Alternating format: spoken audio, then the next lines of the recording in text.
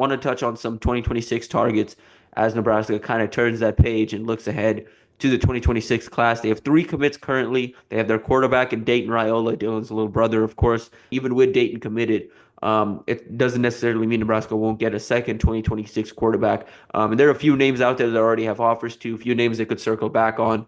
That's something I think worth keeping an eye on here these next couple of weeks, whether they bring in any 26 quarterbacks for visits or if they stand pat with Dayton, and maybe evaluate something down the line and try and find a late bloomer perhaps in the cycle, to kind of match Dayton on the other end.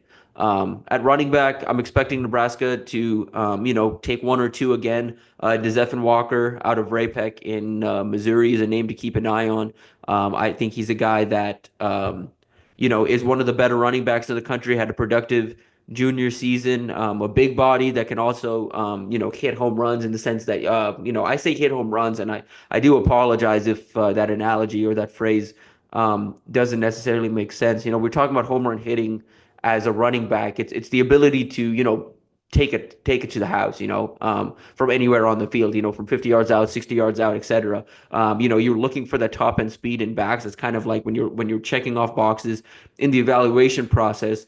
There's a difference between backs that can take it to the house consistently from anywhere in the field, and some backs just have that short area burst. That ability to kind of churn out those 10 to 15 yard chunks, but can't really turn it up at the top end and break some of these short gains into really, really like long explosive gains.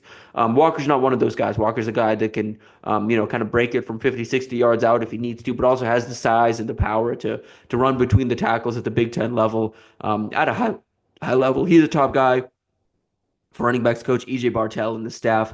Another name at the running back position is Brian Bonner out of Valencia, California. He's a speedster, true track kid.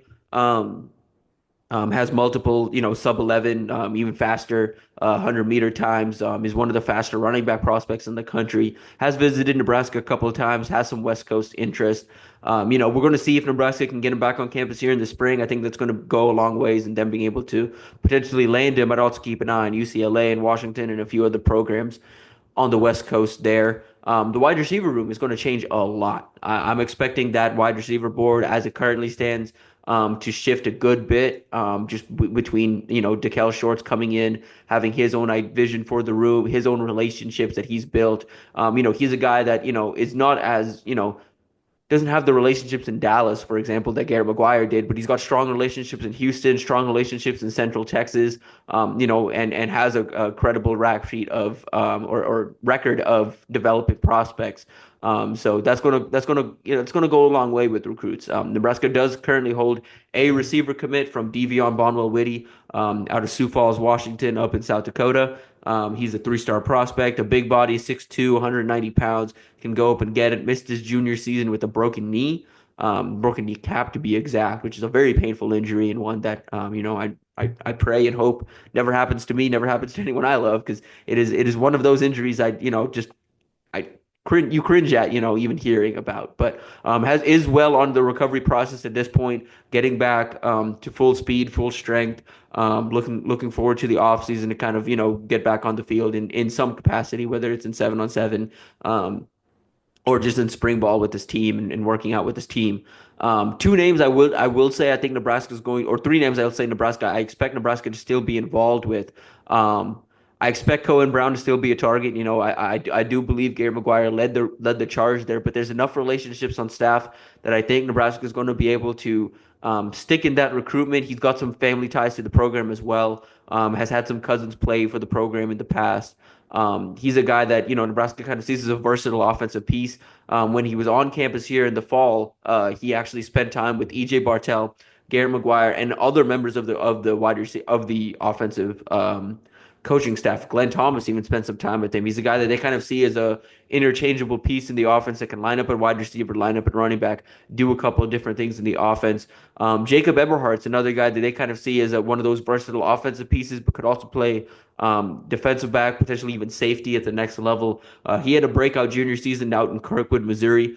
He's coached by Jeremy Maclin, the former NFL wide receiver, and a guy that, I think is going to only see his stock increase here this offseason as more people get eyes on his film. Nebraska's done a great job early on, and that's one that I expect Nebraska's going to stick with, despite Garrett McGuire's departure, because the leading relationship there is director of play personnel Keith Williams, and that's going to be a topic here as we run through the cycle. Amongst these coaching changes, Nebraska's done a really good job of maintaining relationships.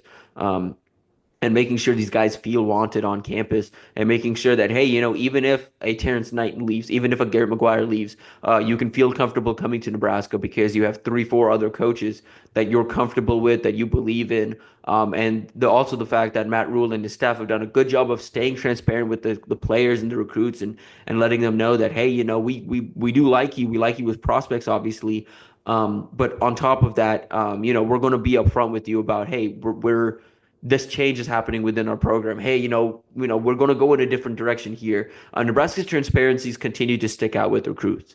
Third receiver, I would say keep an eye on in that room that I expect to still stay on the board. Nasir Rankin, 6 foot ish, standing around right around 6 foot, 160-pound receiver, electric playmaker. One of the more dynamic playmakers in the Chicagoland area, out of Morgan Park, out there in Chicago. Also plays basketball is a high level basketball player. Actually got his start as a basketball player. Shows impressive bounce and athleticism.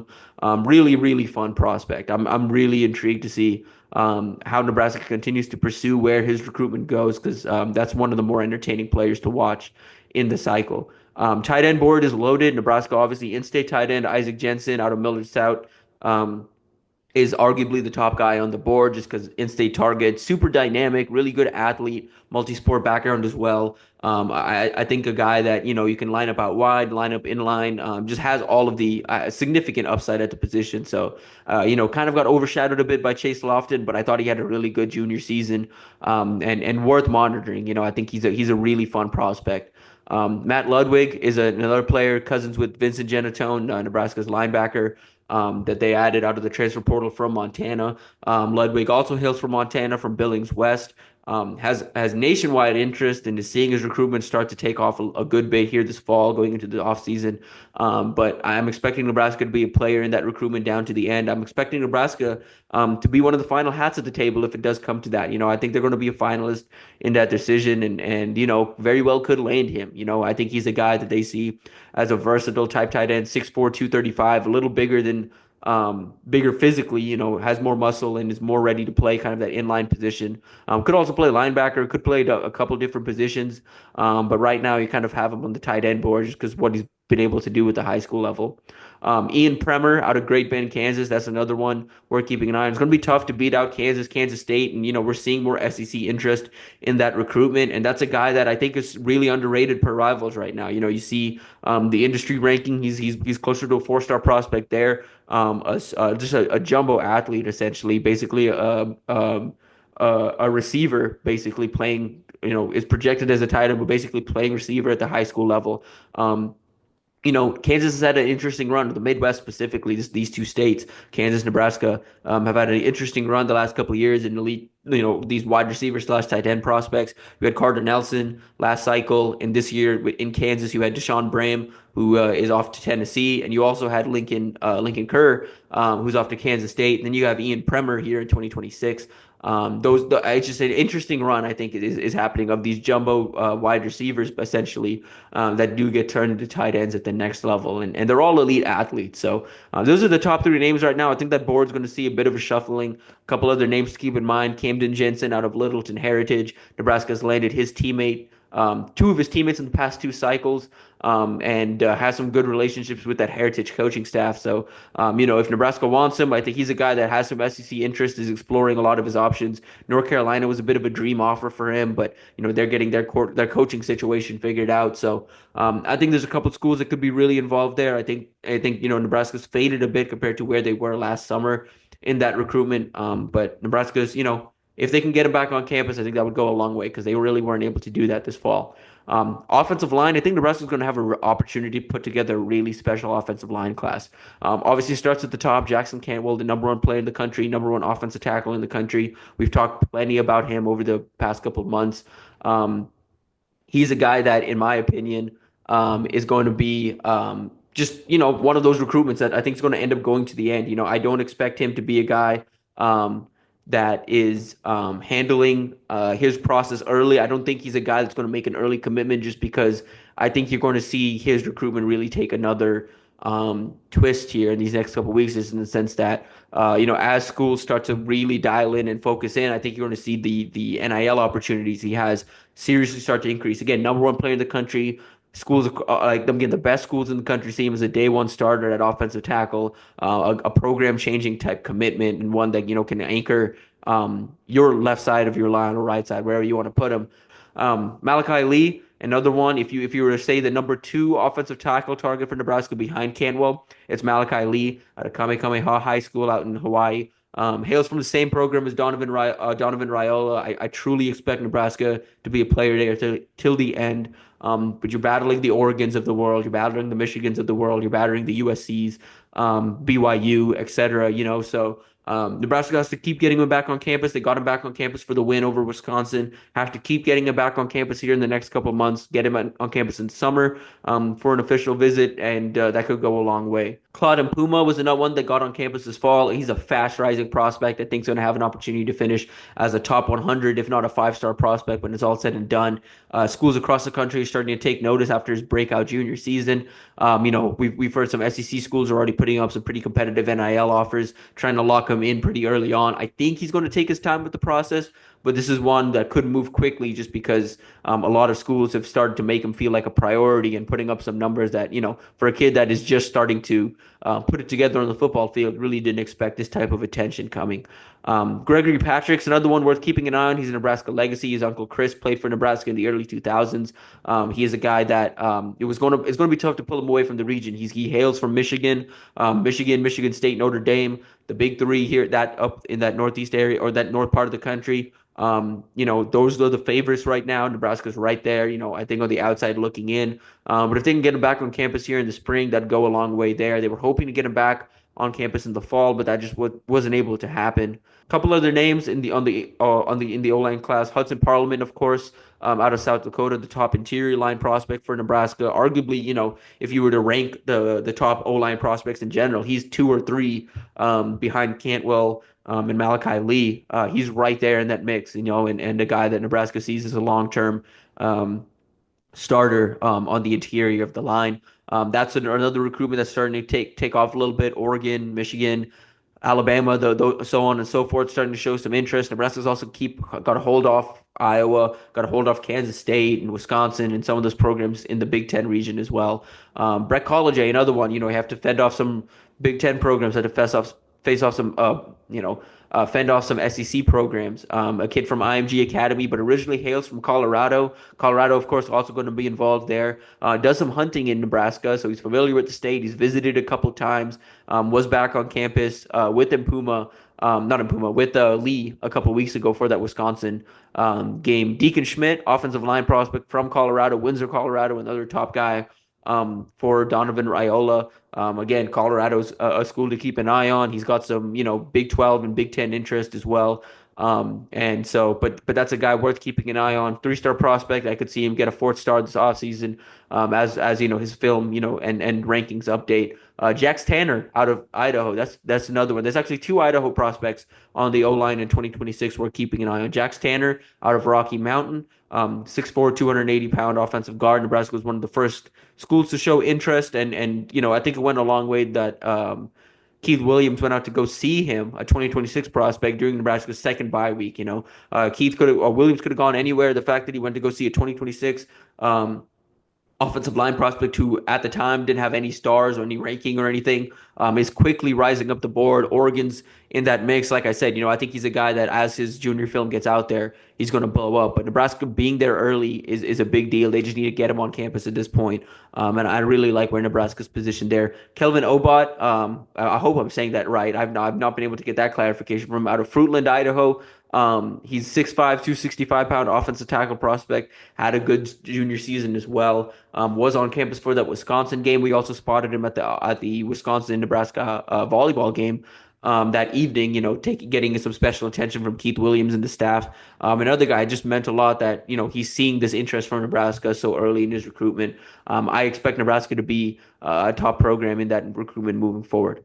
Flipping over to the defensive side of the ball, again, this room is going to get a lot of adjusting just as Nebraska brings in their new defensive line coach and new defensive coordinator, whoever, whether that's internal or external. I think you're going to see this room take a shift. I will say three names I expect Nebraska to still be on, regardless of who is the defensive line coach. Titan Davis, number 97 prospect in the country per Rivals, had a dominant junior season and a guy Nebraska loves. He spent multiple days on campus in the spring, visiting for the spring game. And they got him back on. They haven't been able to get him back on campus since they had him on for the spring game. But I don't believe he got back on campus over the summer or in the fall. Nebraska's hoping to change that here this coming spring. Jamarian Carlton, Nebraska was early in that recruitment as well. He's got a good relationship with Matt Rule. Is familiar with Matt Rule because he hails from Temple, Texas, right outside of Waco. Is followed Matt Rule's Baylor program.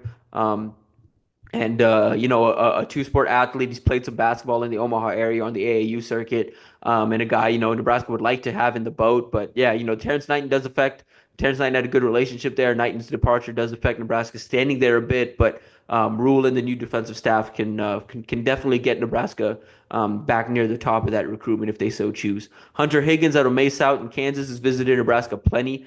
I expect Nebraska to stay involved with the new defensive coordinator and the new defensive line coach. But I will say,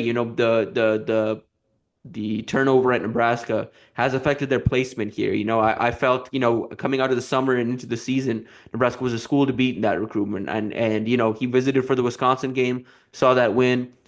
And even coming out of that visit, I felt like Nebraska was still the school to beat.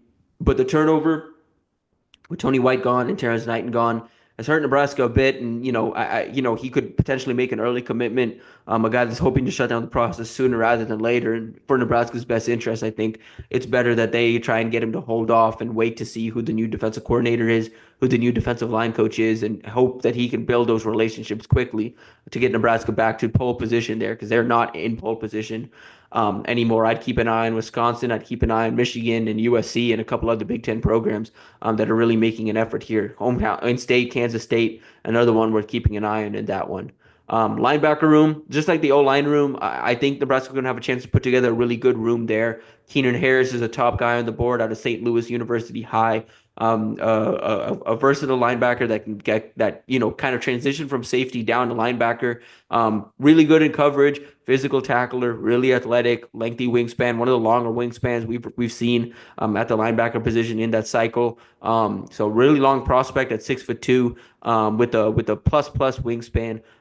Guy, I think Nebraska, Missouri, Oklahoma, those are the schools at the very top of that recruitment. He said, Nebraska being that second offer for him means a lot and is going to keep Nebraska in that mix till the very end. Kason Thomas out of Bishop Heelan out in Sioux City is another one that's rising up Nebraska's board. Nebraska would like to keep him close to home, but keeping him away from Iowa is going to be tough. Iowa State is making him feel like a priority. You're going to see Wisconsin enter that mix. You're going to see a couple other programs enter that mix. So he's a recruitment I think is going to take another good jump this offseason. But I like where Nebraska stands early on. And then Jace Reynolds, the in-state kid out of Elkhorn North. Had a good junior season. Is a guy that's frequented campus, practically been on campus. I think if you were to, put some odds on who Nebraska's next commit could be, very well could be Reynolds, who, grew up a Nebraska fan, loves the program, was super ecstatic to get that offer when he got it back in June at camp. I like Reynolds. I think Nebraska really likes Reynolds. I think they see him as a guy that can play that Jack type role, if not, or, not Jack, sorry, what am I saying? Play the Rover type role, very versatile, plays in coverage. You see him kind of play essentially like that third safety role in high school. Can even play some nickel a little bit, 6'2", 190, kind of a tweener, but built well, athletic. Can hit, does the things you want at the linebacker position. I think he's a fit, and I think, Rob Dvorakic's kind of circled in on him as a top guy, so worth keeping an eye on there. And then rounding it out, Landon Bland. We'll see how this one gets affected. Nebraska's lost their Jack's coach in Jack Potenza. Bland was the top Jack target in the 2026 class. Obviously, you're going to see that board get a little bit of a shuffling as Nebraska adjusts their defensive board and could even adjust their defensive scheme a little bit. I think you could see a 3-3-5 shift to a 4-2-5 a bit, just the way Nebraska played this year towards the end of the season and what Matt Rule and his staff want to do long term. How does that affect Bland, a guy that, probably best fits as an outside linebacker, a guy that can solely rush off the edge, but might not have the size or frame to put on weight and turn into a defensive end, and doesn't really have the athleticism to play a true middle linebacker role? Kind of where does he fit in? So I'm curious to see what happens there, but I like where Nebraska stands with Bland too early on. I don't think they're the favorite right now, but I think they're up there for sure. Um, Nebraska holds a secondary commitment from CJ Brono out of Windermere down in California, down in Florida. I landed him a couple of weeks ago. That was a bit of a surprise commitment for some, and a guy that Nebraska sees as he's a big, tall, fast corner, good cover skills, can play some safety potentially too. But Nebraska really likes him. John Butler really likes him. I think he's a guy that's going to stick in the class, but he's also a guy that we're going to see what happens in that recruitment. You're going to see more schools enter the mix. You're going to see ACC schools. You're going to see SEC schools trying to keep him closer to home. So I'm fascinated to see how his recruitment continues to develop here in the next couple of months. Joey O'Brien's a guy that Nebraska has not been able to get down to campus just yet, but is emerging as a top safety target for Butler. Another 6'3", really tall, long, lengthy safety prospect with good ball skills, good physicality. Out of Philadelphia, so there's multiple ties there. Butler, but also Matt Rule and a couple others on staff have those ties to the Pennsylvania area. Nebraska has to get him on campus first. I think that's the biggest hurdle Nebraska has to clear to really, really feel good about where they're at there and really try and make a move there. Jade McGregory, closer to home, out of West Des Moines Valley in Iowa. He's a guy that's it's top of Nebraska's board at the safety position. Has visited campus a couple of times since he was offered in the spring. Was on campus for a game here in the fall. We went and saw him, of course, back in October, and really like what we saw from him. And I said it multiple times, when Nebraska offered and in their pursuit. Nebraska needs to get this done sooner rather than later. That's a recruitment that's about to explode. Michigan offered, they're increasing their pursuit. Georgia just offered, they're about to increase their pursuit. You're going to see more SEC schools enter the mix. If Nebraska wants to land them, and I think they're well positioned. They've been well positioned at previous points of this recruitment. I think it's going to happen quick because that recruitment is going to only continue to get bigger and bigger and become more of a national type recruitment. Third name, just one that I think is going to stick on this board for a good bit. J.J. Dunnigan out of Manhattan, Kansas. Nebraska, well positioned there as well. God has a good relationship with John Butler, has a good relationship with Matt Rule, really likes the staff, really likes the program. What's ultimately going to be the hurdle for Nebraska is going to be the fact that he's a Kansas State legacy and he plays in Manhattan, Kansas. The opportunity to stay close to home, basically stay home, follow in his father's footsteps. He's James Dunnigan Jr. His father, James Dunnigan, played at Kansas State in the early 2000s. And so he's a guy that, we'll see what happens. I think if anyone can pull him from Manhattan, it's going to be Nebraska. But I said about Michael Terry last cycle, and that did remain true for Michael Terry. That recruitment didn't go the way Nebraska wanted it, but they made it way tougher for Texas than Texas ever expected. And, same thing with Dunnigan. If Nebraska can pull it off, I think it's going to be because he just sees a better opportunity in Nebraska than Kansas State. But that's the DB board. I think you're going to see some new names added there. And that's kind of a rundown on the 26 board as things currently stand.